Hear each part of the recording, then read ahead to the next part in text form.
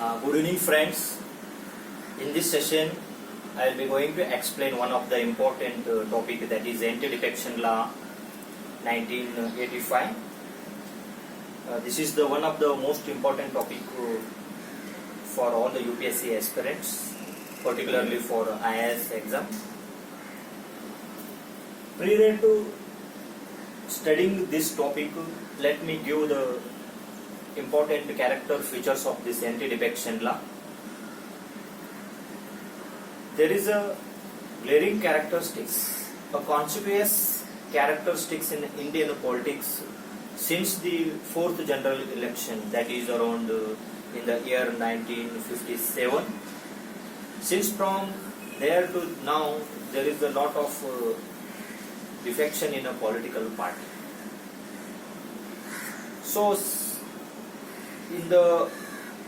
since 1957 to till now, almost it has led to the fall down of around 50 state governments, and even most of the political party have the desire to remove the evil of this defection, but at the end they have failed to bring the consensus to implement this anti-defection law.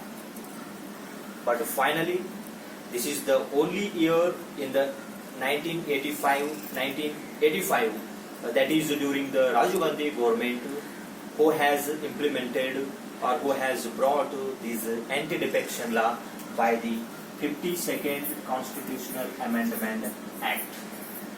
52nd Constitutional Amendment Act. So this act aims to prohibit unethical, undemocratic, unprincipled defectors from the political party by innovating an instrument called disqualification. So this anti-defection law will disqualify the legislator from the member of that party who are elected on the symbol of that party. It will disqualify the members of the party. This is what we can call it as an anti-defection law. If you go through the main provisions of these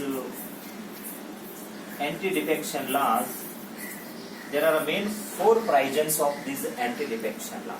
Who all are subject to this anti-defection law? First one, the person who voluntarily resigns the membership of that political party. Voluntarily resigns.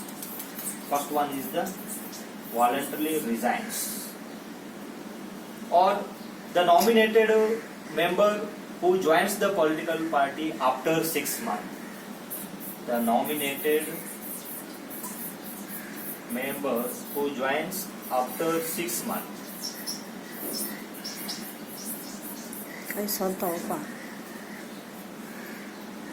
And an independent member who resigns from the political party and joins the other party.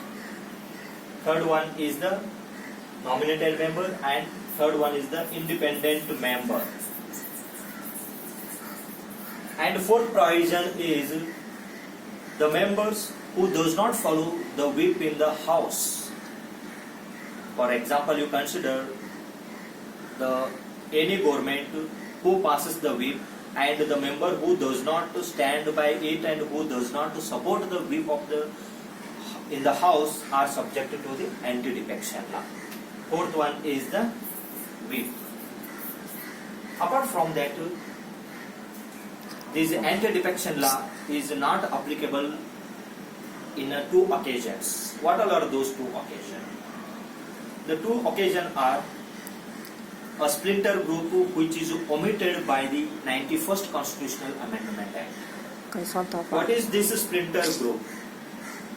The splinter group is here 1/3 of the member who resigns from their parent political party and forms the new group is called as the splinter group, is not subject to the anti-defection law. Second one is the splinter group. here 1/3 majority of the, and the second one is the 2/3 majority. 2/3 majority of the political member who resigned from their parent party and they form their, or they merge with the another political party, काही स्वतः पा are not subject to the whip. They are not subject to the anti-defection law.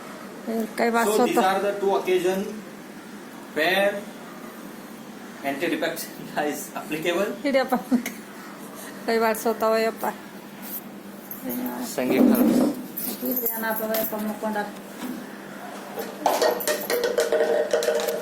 काही स्वतः